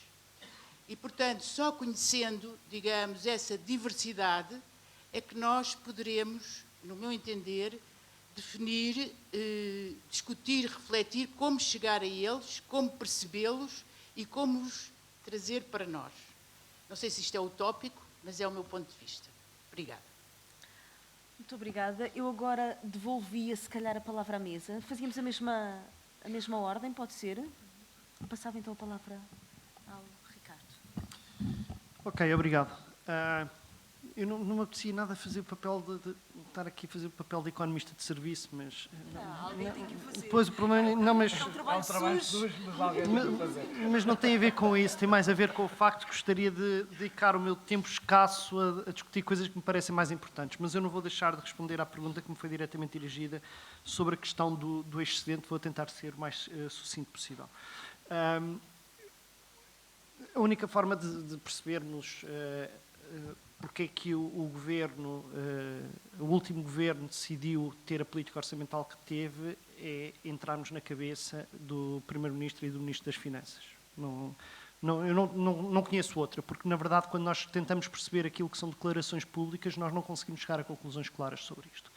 Sabemos que há argumentos racionais e muito razoáveis para que se tenha apostado numa rápida diminuição da dívida pública, e esses argumentos são válidos, isto é, faz sentido, Portugal tem efetivamente um rácio de dívida pública muito elevado, uma trajetória de redução de dívida pública é algo que é sensato fazer-se, a questão é o ritmo, porque é que se faz um ritmo mais elevado em circunstâncias destas, em larga medida, é porque efetivamente está a haver um crescimento económico, mais do crescimento real, há um crescimento nominal porque há uma inflação muito elevada, e nesse sentido é um bom momento para se fazer essa aceleração. Isto não chega para explicar 1,2% de excedente orçamental, principalmente quando há tanta coisa a precisar de resposta que não foi dada. A outra tentativa de explicação, que já não é nada racional, já não é nada razoável, há uma racionalidade, mas não é razoável, é a tentativa que quer António Costa, quer Fernando Medina tiveram de dizer é muito importante que Portugal saia do pódio dos 3 países com maiores dívidas públicas na Europa. Este é um argumento que parece ser, não sei porque muita gente comprou este argumento é puro fetichismo. Aquilo que a história nos mostra é que, quando há crises financeiras graves, o indicador do rácio da dívida pública no PIB não é a questão fundamental. Eu passo a vida a repetir este número para que as pessoas se lembrem. Dos 8 países que foram intervencionados pela Troika há 10 anos ou há 12 anos, só 2 deles é que tinham um rácio de dívida pública em percentagem do PIB superior à média da União Europeia. E, portanto, o estar no pódio ou não estar no pódio não isenta Portugal, no momento de crise financeira, ter de ser intervencionado novamente. E, portanto, isto é fetichismo. Eu, muitas vezes, garanto-vos, verdadeiramente eu não quero estar a afirmar isto. Às vezes ocorre-me a ideia que raio de compromissos pessoais é que António Costa terá assumido na Europa para descer a dívida pública ao ritmo que desceu. Obviamente é daquelas coisas que não se pode acusar as pessoas, porque se calhar não existe, mas eu tenho mesmo dificuldade em perceber a obsessão que houve com o ritmo que houve. Há um outro tipo de explicação que tem o seu quê de expectável e que na teoria económica se chama a gestão do ciclo político-económico. Isto é habitual os governos terem políticas de maior restrição orçamental no início do ciclo e terem políticas de maior expansionismo orçamental quando se aproximam as eleições. Azar. Sobre isso o que se pode dizer é grande azar. Grande azar. Se calhar é uma boa aprendizagem que futuros governos de esquerda podem ter para o seu futuro. Posso ainda gastar mais 2 ou 3 minutos? Não, eu acho que há aqui, foram vários dos intervenientes que colocaram aqui questões que eu acho que são muito importantes para pensarmos a intervenção da causa pública. Eu não gosto muito de ter uma discussão sobre o que é que a esquerda deve fazer, porque a esquerda são muitas coisas, não apenas em termos de partidos, em termos de organizações, em termos ideológicos, e a causa pública não é a esquerda, a causa pública é uma associação que tem o seu espaço de intervenção e que tem de partir do princípio que não vai resolver todos os problemas do mundo, tem de descobrir onde é que pode ser mais útil. Dito isto, eu acho que nós temos efetivamente... temos desafios que foram aqui colocados que nos obrigam mesmo a pensar na nossa própria natureza enquanto associação, porque devo recordar que a causa pública foi formada quando não ocorria na cabeça de ninguém que passados 6 meses nós estávamos num novo ciclo político. A causa pública foi formada no momento em que nós estávamos todos convencidos que o cenário mais provável era haver um governo de maioria absoluta do PS até 2026 e o objetivo da causa pública era dar uma resposta a algo que o Daniel de alguma forma referiu aqui, que é não deixarmos morrer a sociedade civil enquanto houver um governo de centro-esquerda. Tentarmos garantir que o governo sente pressão vindo de um lado que não é hostil, mas que é exigente da chamada sociedade civil. Foi para isso que nós nos reunimos, foi para isso que nós nos constituímos. Não foi mesmo para ser o think tank da candidatura do Pedro Nuno Santos ao Partido Socialista, porque a questão na altura nem se colocava e, portanto, não era essa a questão. E, portanto, havia um objetivo que me parece que fazia muito sentido na altura. E nós temos de ter consciência que os motivos pelos quais nós nos constituímos não foram aqueles da realidade em que vivemos. E mais, eu acho que nós não devemos também, em relação àquilo que se passou nas últimas eleições, ter uma atitude demasiado drástica. Nós ficámos todos, uns mais, outros menos, chocados com a constatação de que afinal éramos infelizes, que há uma grande proporção da população portuguesa que ou são assumidamente reacionários ou estão disponíveis para votar em partidos que o são. Isso chocou-nos muito e leva-nos logo a pensar como é que a gente chega a essa gente, como é que a gente... Quer dizer, vamos lá ver. Efetivamente, é normal que haja... todos nós temos família, todos nós temos o famoso tio reacionário, todos nós tivemos mais experiências nos jantares de Natal. Pessoas que pensam de uma forma radicalmente distinta da nossa e de uma forma que nos causa impressão, sempre existiu. Portanto, agora tem um partido em quem votar, é a vida, temos de lidar com isso. Daí até dizermos, nós vivemos num país em que há uma deriva que se arrisca a ser maioritária de apoiantes de partidos radicais, populistas, oportunistas, que só podem causar mal à sociedade. E a nossa fixação agora está a ser em como salvar essas pessoas. Se fizermos isso, corremos o risco de nem salvarmos porque elas não estão a pedir para ser salvas, nem fazemos o nosso trabalho político. E nós devemos ter algum cuidado na forma como nós fazemos estas coisas. Eu com isto não estou a dizer que as intervenções que aqui foram feitas, seja a da Ana Luísa Rodrigues sobre a necessidade de nós encontrarmos novas formas de comunicação, seja a do Renato de percebermos as origens do descontentamento. Eu não acho que nós devemos desistir desse trabalho. Acho que as intervenções, e não foram só a Ana Luísa e o Renato que falaram sobre isso, outras intervenções foram no mesmo sentido. Eu acho que nós precisamos mesmo de fazer esse trabalho.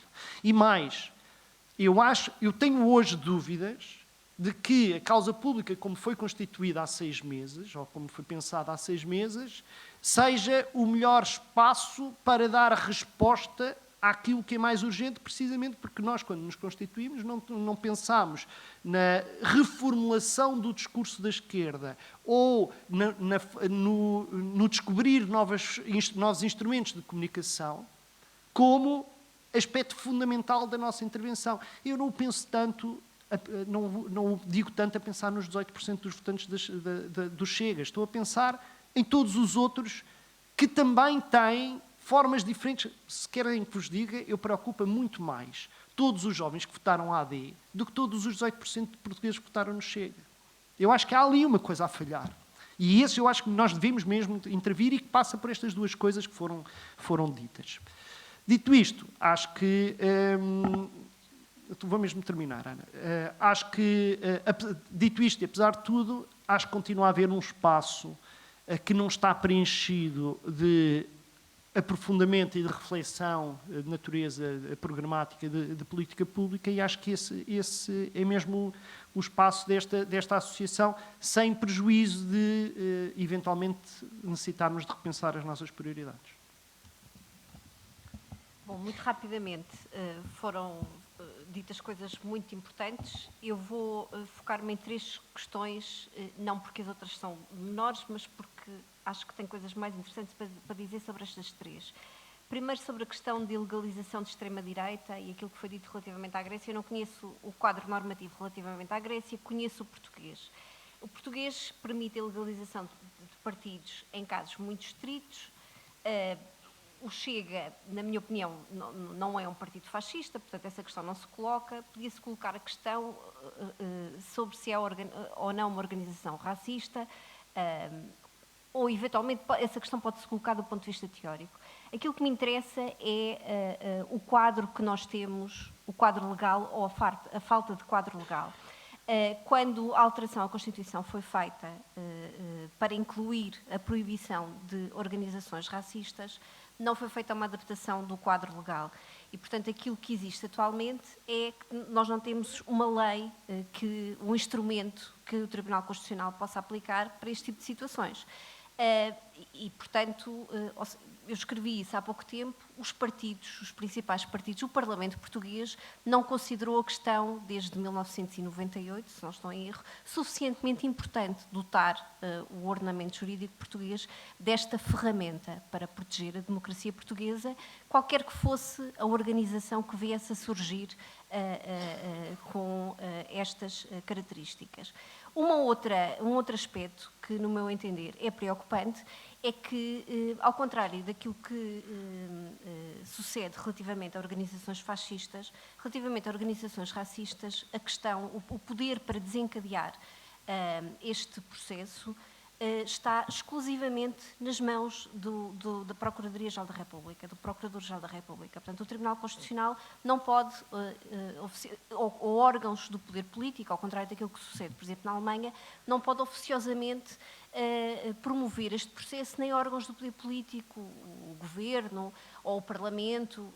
Isso sucede na Alemanha, que tem uma democracia militante mais viva, não podem suscitar este processo. Nós sabemos que deu entrada 2 queixas, da Ana Gomes e da Carme Afonso, há 3 anos, não estou em erro, e desde então não tivemos nenhuma notícia sobre isso. Eu não estou a dizer que o Chega é um partido racista para estes efeitos. Aquilo que eu estou a dizer é que, mesmo que o fosse, não sabemos o que é que seria feito. E, portanto, eu acho que nós temos um quadro normativo claramente insuficiente e não vejo nenhuma vontade por parte dos partidos políticos, e eu aqui refiro-me especificamente ao PS e ao PSD, porque são aqueles que têm poder para poderem aprovar aqui instrumentos, de pegarem nesta questão e, na minha opinião, isso torna a questão perigosa.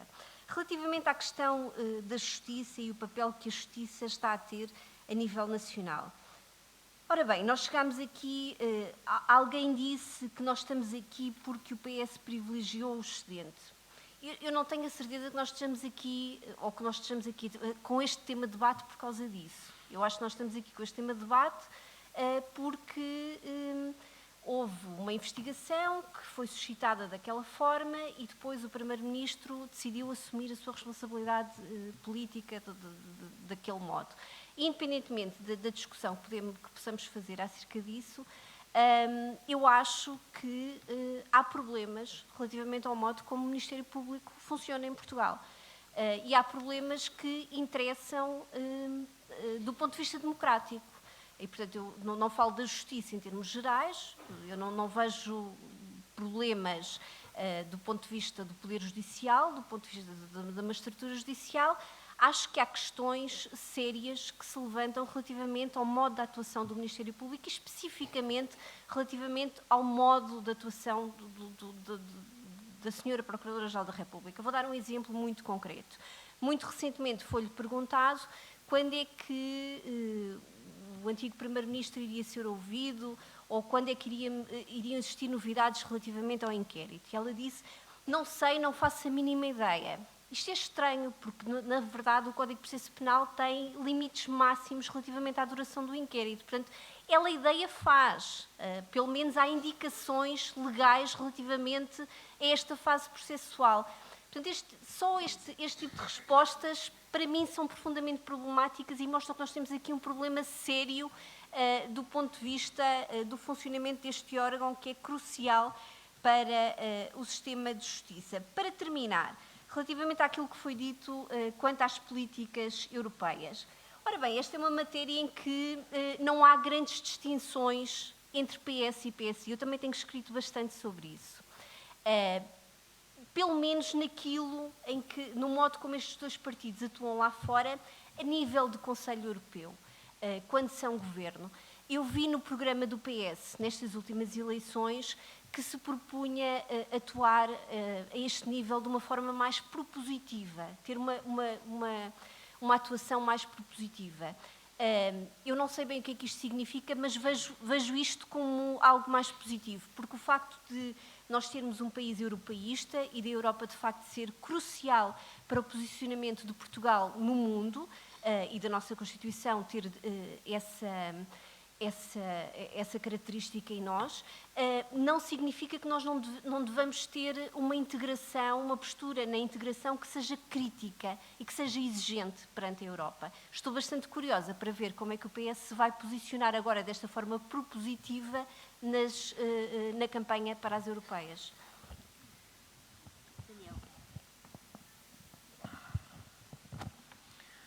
Bem, eu vou fazer uma intervenção um bocadinho mais, pronto, como é que é dizer, deslaçada, para tentar responder às várias questões, algumas, também escolhi algumas, não é obrigatoriamente as mais importantes, era aquelas sobre as quais eu tinha alguma coisa para dizer.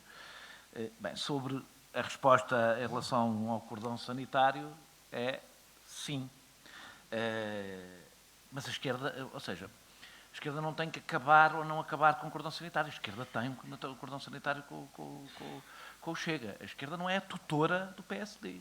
E, portanto, não tem que decidir se o PSD tem ou não tem cordão sanitário. Se o PSD quer governar à direita, tem que encontrar parceiros à direita. Ou lhes conquista os votos, ou lhes conquista o coração. Tem que conseguir uma das duas coisas. E não é um problema da esquerda. A esquerda tem um cordão sanitário, esse debate não se põe, e, portanto, não se pondo. O que eu acho é estranho um sentimento de imensa gente que acha que tem que ir tomar conta do PSD, senão o PSD mete-se com más companhias. É isso que me parece fazer pouco sentido. É verdade que a conversa do cordão sanitário é ótima para o Chega, porque desresponsabiliza o Chega. O Chega pode fazer, uma das razões porque pode fazer o que quiser, é que ele diz, ninguém quer falar connosco, nós até queríamos governar, mas ninguém quer falar. Isto tem o melhor dos dois mundos. O melhor quem dera ao Bloco e ao PC durante anos, que fosse assim. Nós queremos governar, mas eles não deixam, o PS não quer falar. Quer dizer, fazia um bocadinho esse discurso, mas era mais difícil, era uma coisa um bocadinho mais... não era tão direta. Cada vez que... Porque é que a extrema-direita... Isto é por causa do Santo Grau, não é? Porque é que a extrema-direita cresce? Porque eu acho que há tantas razões e um dos perigos deste debate é porque há sempre a razão que nos dá jeito. Não é? Portanto, se eu sou do interior, é porque ignoraram do interior. Se eu sou precário ou trabalho como trabalho, é por causa da precarização. E isto, aliás, é ótimo para a extrema-direita, porque, basicamente, nós pomos na extrema-direita todas as razões para o descontentamento e as pessoas, ao ouvir-nos, olha, lá está, vou votar na extrema-direita porque eu identifico. Eu acho que há muitas razões. Várias que aqui foram faladas. Porque é que os jovens votam mais à direita? E aí eu também não faria essa para... Votam mais IEL, votam mais Chega, votam mais AD. Não estou a pôr tudo no mesmo saco, mas votam por razões diferentes. Uma é porque os jovens não há Estado Social para os jovens. Há para a escola pública, que é uma coisa que são os pais que não pagam e, portanto, não é sentida. O Serviço Nacional de Saúde, os jovens, em princípio, a não ser que tenham problemas específicos, não precisam dele. Não está lá para a habitação, não está lá para o trabalho, portanto, a única coisa que um jovem que começa uma carreira e tem a sensação que lhe vai correr bem pede é não me cobrem impostos, porque tudo o resto o Estado não o imagina lá. Esta é uma razão. A outra, e depois há outras razões que são a destruição do espaço público, a destruição do espaço público. Nós falamos aqui muito de como é que devemos comunicar. Uma das razões que nós temos dificuldade em comunicar neste novo espaço público é que ele é profundamente antidemocrático. E controlado, ainda por cima, por grandes empresas privadas. E, portanto, este espaço público não é bom para a esquerda. A destruição do espaço público, conhecíamos, ela não é apolítica, não é ausente de ideologia. E, portanto, eu não sei... Claro que a esquerda tem que utilizar os mesmos instrumentos, o TikTok e o que utiliza a extrema-direita. Nunca será tão eficaz como ela. E, portanto, se calhar tem que começar a pensar naqueles que são bons para a esquerda, que é, por exemplo, a presença física, a proximidade física, que, curiosamente, o Chega também usa. O Chega também está nos sítios onde a esquerda não vai. Mas eu já lá vou. Acho que uma das razões para os jovens votarem, então, à direita é que há um ressentimento, e esse ressentimento, isso está escrito, não sou eu que estou a inventar, é consequência dos derrotados da meritocracia. E não é a direita que vende os discursos da meritocracia, somos nós todos os dias aos nossos filhos. O melhor na natação, a escola com bom ranking, ou seja, nós interiorizamos o discurso ideológico, a hegemonia do discurso neoliberal, como não podia deixar de ser, porque é disto que é aqui que a gente vive, passámos para os nossos filhos e aí está a consequência evidente que há dois tipos, agora vou hipersimplificar, como caricatura, há dois tipos de jovens, aqueles que acham que a vida lhes vai correr bem e votam na IEL, para não pagar impostos, e aqueles que acham que a vida vai correr mal e votam no Chega porque a culpa tem que ser da sociedade, senão a culpa era deles. Há alguém que lhes está a travar, senão a culpa era deles próprios por falta de mérito. Ou seja, eu acho que a discussão é cultural, é muito mais profunda e a que se junta a outra. Aquilo que eu noto, eu procuro, é o abandono do interior, agora como vivo ali numa zona mais abandonada, Daniel? Vou acabar, e fico a pensar, perguntei a algumas pessoas que votaram no Chega, e a resposta é muito mais simples do que parece. Eles é que são do contra. Claro. Nós deixámos de ser. Esse é que é o problema. Nós perdemos toda a subversão. E, aliás, passamos a vida... Há, aliás, uma nova cultura, não vou deixar farpas, porque não posso deixar farpas a partidos, que é o adulto na sala. Que há muitos de gente de esquerda permanentemente a dizer nós somos o adulto na sala. Não.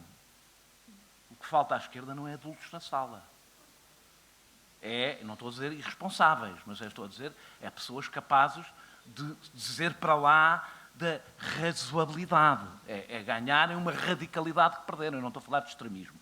Para terminar, mesmo só porque quero dizer uma coisa...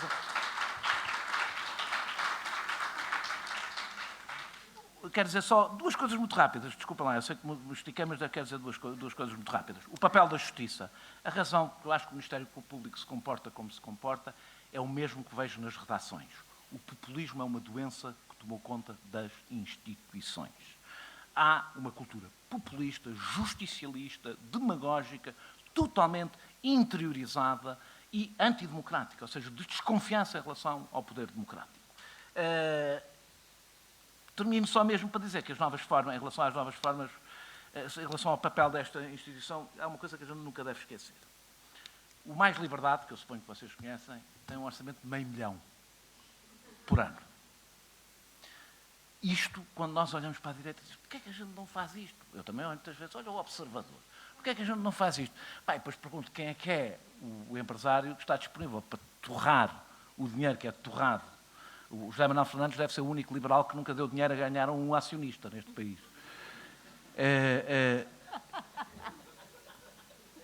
Quem é que está disponível para torrar dinheiro para haver pessoas a defender que as empresas devem pagar mais impostos? É que esta luta é também uma luta ideológica, não é apenas uma questão de vontade.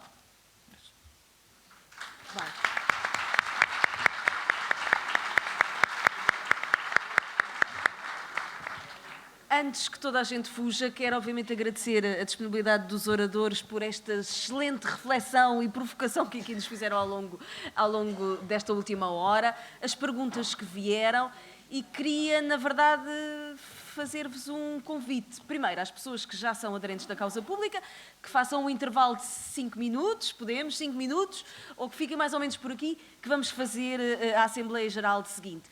Quem ainda não é membro da causa pública, que fique para espreitar. Porque, na verdade, grande parte das questões que aqui foram colocadas ao longo da tarde é exatamente o que nós vamos discutir agora.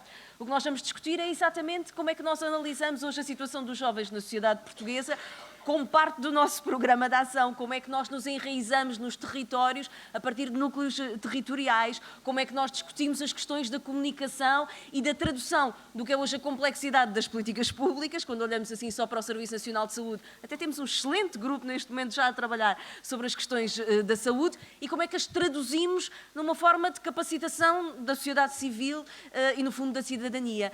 E, portanto, no fundo, é esse o debate que vamos fazer dentro de 5, 10 minutos. Obrigada a todos e já nos encontramos. Obrigada.